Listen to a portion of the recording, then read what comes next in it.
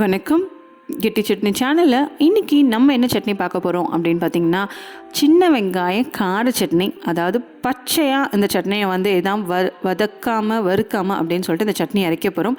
இதை எப்படி செய்கிறதுன்னு பார்க்குறதுக்கு முன்னாடி கெட்டி சட்னி சேனலை சப்ஸ்கிரைப் பண்ணி பக்கத்தில் இருக்க பெல் ஐக்கானே கிளிக் பண்ணுங்கள். அப்போ தான் நான் போடுற எல்லா சட்னி ரெசிபீஸும் உங்களுக்கு மிஸ் ஆகாமல் வரும்.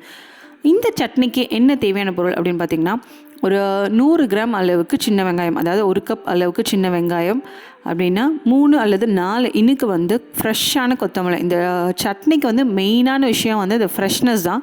ஸோ அதனால் ஃப்ரெஷ்ஷாக இருக்கிற கொத்தமல்லியும் நல்லா ஃப்ரெஷ்ஷாக இருக்கிற பச்சை மிளகாவும் எடுத்துக்கோங்க. ஸோ பச்சை மிளகா வந்து காரம் நிறைய வேணும். இது பெரிய மிளகா கொஞ்சம் காரமாக இருக்கனால 3 எடுத்துருக்கேன். உங்கள்கிட்ட சின்ன மிளகா வந்ததுன்னா ஒரு 6-7 மிளகா ஆட் பண்ணுங்கள். அப்புறம் கொஞ்சம் புளி, உப்பு, இவ்வளோ தான் இதுக்கு வந்து தேவையான பொருள். இந்த சட்னி வந்து ரொம்ப சிம்பிளாக, குயிக்காக, ஈஸியாக செஞ்சு முடிச்சிடலாம். பட் சின்ன சின்ன டிப்ஸ் அண்ட் ட்ரிக்ஸ் இருக்குது. இந்த சட்னி எப்படி அரைக்கணும், எது கூட சாப்பிடணும் அப்படின்றதெல்லாம் இருக்குது. ஸோ நான் அதை வந்து வீடியோக்குள்ளே ஒன்று ஒன்றா சொல்கிறேன். ஸோ வீடியோவை ஸ்கிப் பண்ணாமல் பாருங்கள். அப்புறம் இந்த சின்ன வெங்காயம் இருக்கலாம். சின்ன வெங்காயம் வந்து பொதுவாக நிறைய பேர் யூஸ் பண்ணுறதுக்கு வந்து கொஞ்சம் சிரமப்படுவாங்க. ஏன்னா அந்த தோல் வந்து உரிக்கணும் அப்படின்னா. ஸோ அவங்களுக்கு தான் ஒரு சின்ன டிப் என்ன அப்படின்னு பார்த்தீங்கன்னா, இந்த சின்ன வெங்காயத்தை ஒரு பவுல் ஃபுல்லாக தண்ணியில் போட்டு எடுத்துட்டிங்க அப்படின்னா, இங்கே பாருங்கள், மேலேயும் கீழேயும் வந்து அழகாக கட் பண்ணிட்டீங்க அப்படின்னா ஒரு ஈஸியாக அந்த தோல் வந்து அழகாக உறிஞ்சி வந்துடும். ஸோ இந்த மாதிரி நீங்கள் எல்லா வெங்காயத்தையும் வந்து தோல் உரித்து எடுத்து வச்சுருவோம்.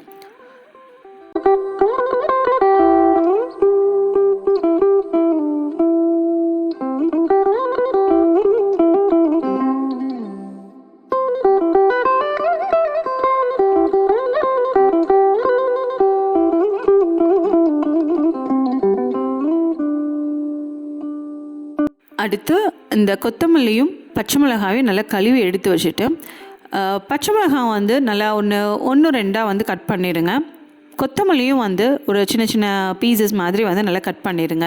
ஏன் அப்படின்னா, இந்த சட்னியை வந்து அரைக்கிறதுக்கு ஒரு சில மெத்தட்ஸ் இருக்குது. என்ன அப்படின்னா, ரொம்ப நைஸெல்லாம் அரைக்க போகிறதில்ல, கொஞ்சம் குறைன்னு, கொஞ்சம் இல்லை ரொம்பவே குறைன்னு, அதாவது சட்னிலாம் நம்ம இடித்து தட்டினீங்க அப்படின்னா எப்படி இருக்கும் அந்த டெக்ஸ்டரில் தான் அரைக்க போகுது.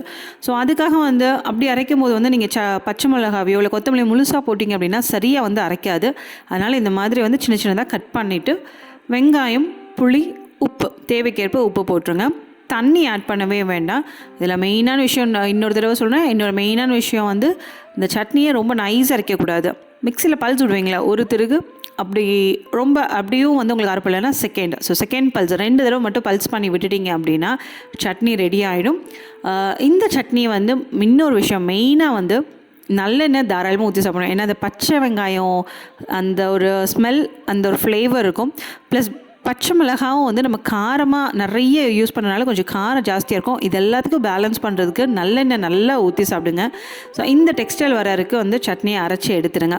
அரைச்சி எடுத்துகிட்டு நல்லெண்ணெய் ஊற்றி இட்லி, தோசை, ஊத்தப்பம் எல்லாத்துக்கும் வந்து இந்த சட்னியை ட்ரை பண்ணி பாருங்கள். இதோட சுவை எப்படி இருந்ததுன்னு கமெண்ட் பண்ணி உங்கள் ஃப்ரெண்ட்ஸ் எல்லாருக்கும் ஷேர் பண்ணுங்கள். மீண்டும் அடுத்த சட்னியில்